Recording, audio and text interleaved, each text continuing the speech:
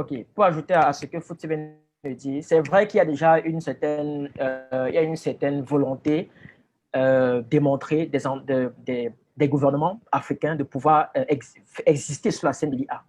Mais, mais le constat est encore criard parce que on se rend quand même compte que euh, des études des études notamment réalisées par le Oxford Insight, qui est un cabinet américain, qui montrent que en 2030, l'IA va augmenter le PIB mondial de plus de 35%. Et plus de 35%, on parle de plus d'une centaine de trilliards de dollars, par exemple. Mais c'est un peu choquant de voir que les gouvernements africains n'écoutent pas ce message-là de manière très, très aguerrie afin de pouvoir développer leur propre politique dans ce qui concerne l'IA. Et quand ce même cabinet essaie de lister le top 50 ou le top 20 des pays qui investissent en l'IA, bien sûr, il n'y a pas l'Afrique. Et quand ils essayent d'observer le top 100 des pays qui investissent en l'IA, on ne trouve que 12 pays africains, dont les 5 premiers, on va dire le Kenya, l'Afrique du Sud, l'île Maurice, le Ghana et la Tunisie, par exemple. Ce qui montre que l'Afrique est en train peut-être de passer à côté d'un certain gros potentiel ou d'un moyen assez fort de pouvoir combler son retard technologique. Parce qu'on se rend quand même compte que dans le domaine des fintech, par exemple, la fintech marche très bien en Afrique, notamment avec des structures comme le mobile money, par exemple, qui sont très, très largement utilisées sur le sol africain. Ça montre que l'Afrique peut rapidement rattraper son retard technologique avec l'IA. Et nous sommes très chanceux à cette époque parce que l'IA n'est pas une technologie qui est la possession de quelqu'un ou bien qui est la possession d'un certain état. L'IA, c'est une technologie qui peut être utilisée par qui veut, parce qu'à la base, c'est juste des algorithmes qu'il faut développer, c'est des principes mathématiques qu'il faut connaître, c'est des régulations qu'il faut mettre en place, c'est des données qu'il faut collecter. Ça sont des choses que sont capables de faire naturellement le commun des Africains.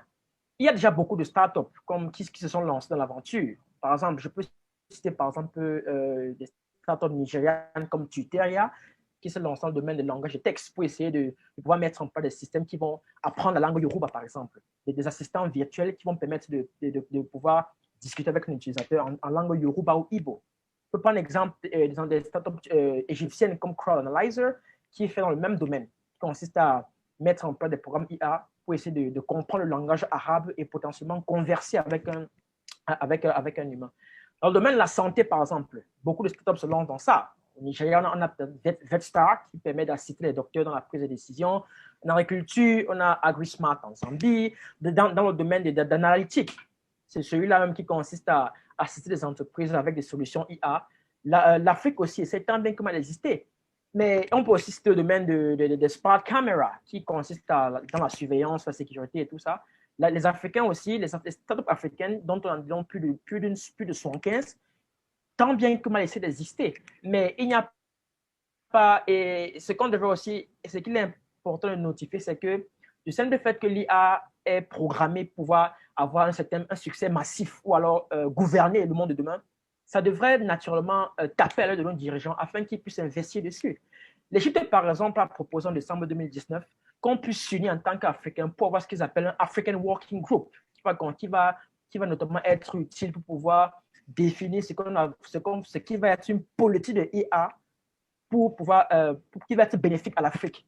Non plus de compter uniquement par les produits qui sont mis ensemble, qui sont fabriqués par les Occidentaux, afin qu'on puisse être toujours utilisateur, mais pouvoir mettre en place nos propres outils IA. Parce qu'on le veut aujourd'hui, j'ai été formé, ou bien Foot s'était formé avec des outils IA qui correspondent mieux au monde occidental qu'au monde africain.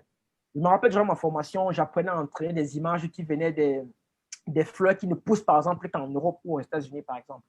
Ça va pas être très utile. J'aimerais plutôt voir un Camerounais se former sur des modèles qui apprennent des images de Effectivement, Otimandio ou de Poirot, par dans exemple. notre contexte, Voilà un exemple qui est contextuel.